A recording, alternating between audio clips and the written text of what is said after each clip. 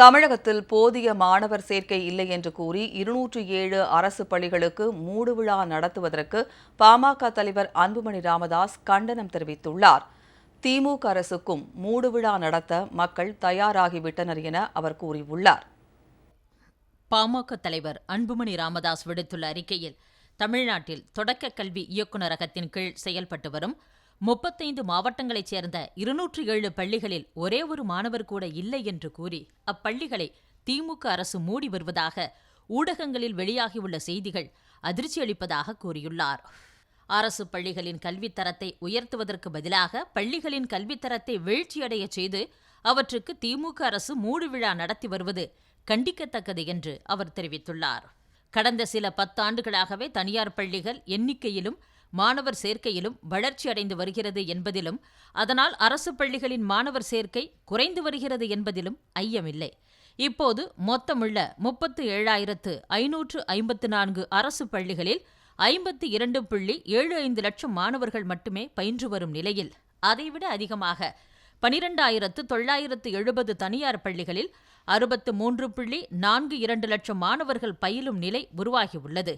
பல தொடக்கப் பள்ளிகளில் மாணவர்களே இல்லை என்ற நிலையும், பெரும்பாலான பள்ளிகளில் ஒற்றை இலக்கத்தில் மாணவர்கள் பயிலும் நிலைமையும் ஏற்பட்டிருப்பது உண்மைதான். ஆனால் இதற்கான தீர்வு அரசு பள்ளிகள் மீதான மக்களின் நம்பிக்கையை அதிகரிப்பதுதானே தவிர பள்ளிகளை மூடுவது அல்ல. தொடக்க கல்வித்துறை சார்பில் 22,831 தொடக்கப் பள்ளிகளும் 6,587 நடுநிலை பள்ளிகளும் செயல்பட்டு வருகின்றன.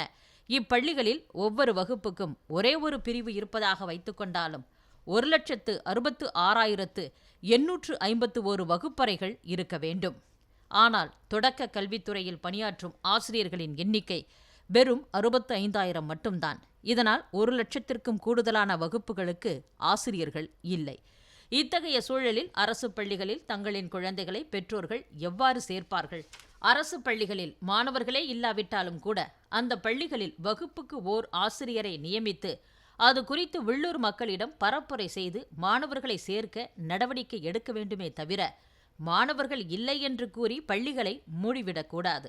இது அனைத்து மக்களுக்கும் அவர்கள் வாழும் பகுதிகளில் பள்ளிகளை அமைத்து இலவச கல்வி வழங்க வேண்டும் என்ற அரசியலமைப்பு சட்ட கடமையை நிறைவேற்ற தவறும் செயலாகும். இதை அனுமதிக்க முடியாது. திமுக ஆட்சிக்கு வந்த நாளில் இருந்தே தனியார் கல்வி நிறுவனங்களுக்கு ஆதரவாக அரசு பள்ளிகள், கல்லூரிகளை சீரழித்து வருகிறது. தமிழ்நாடு எப்போதுமே கூடுதல் பள்ளிகளை திறந்தவர்களைத்தான் கொண்டாடி வருகிறதே தவிர மூடியவர்களை அல்ல. இதை உணர்ந்து மூடப்பட்டு வரும் 207 பள்ளிகளையும் தொடர்ந்து நடத்தி அங்கு கூடுதல் ஆசிரியர்களை நியமித்து மாணவர் சேர்க்கையை நடத்த அரசு நடவடிக்கை எடுக்க வேண்டும்.